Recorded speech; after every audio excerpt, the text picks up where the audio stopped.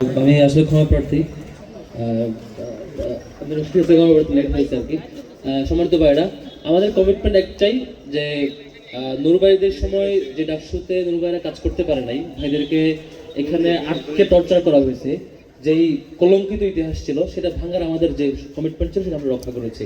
আমরা আমাদের জায়গায় নুরবাইকে তখন ফোন দিয়ে বলছিলাম, ডাকসুর পর পরে আমরা দেখা করতে গেছিলাম, তখন ভাই অসুস্থ ছিল নির্বাচনের রেজাল্টের পরপরই। তখন বলছিলাম, ভাই যে জিনিসের আপনি ভিকটিম হয়েছেন, যারা আপনাকে টর্চার করে বাজে একটা কলঙ্কিত ইতিহাস করেছে, আমরা সেটা কবর রচনা করতে চাই। সেদিক থেকে আমরা ডাকসুর সকল হল সংসদ এবং ডাকসুর সকল নির্বাচিত প্রতিনিধি একসাথে মিলে যৌথভাবে কোনো ধরনের পলিটিক্যাল ক্লাস ছাড়া, কোনো দ্বিমত ছাড়া একসাথে সমন্বিতভাবে কাজ করছি।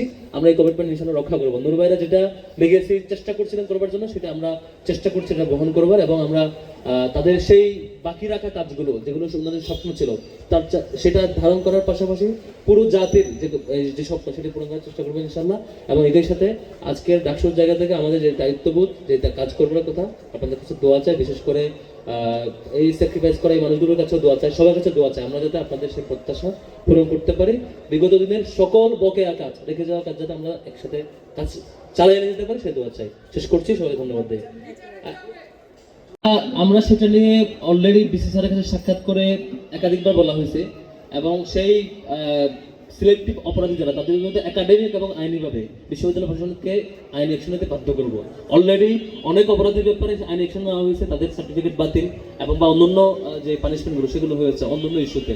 ঠিক এই কেসে যারা জড়িত, আমরা ভাইদের সহযোগিতা নিয়ে যে অপরাধী, সেই অপরাধীদের যে পানিশমেন্ট দেওয়া হবে বিশ্ববিদ্যালয় প্রশাসনকে, এই ইস্যুতে আমাদের দায়িত্ব হচ্ছে সে যথাযথ পানিশমেন্ট নিশ্চিত করা, সেটা আমরা রক্ষা করবো ইনশাল্লাহ। শেষ করছি। আসসালামু আলাইকুম।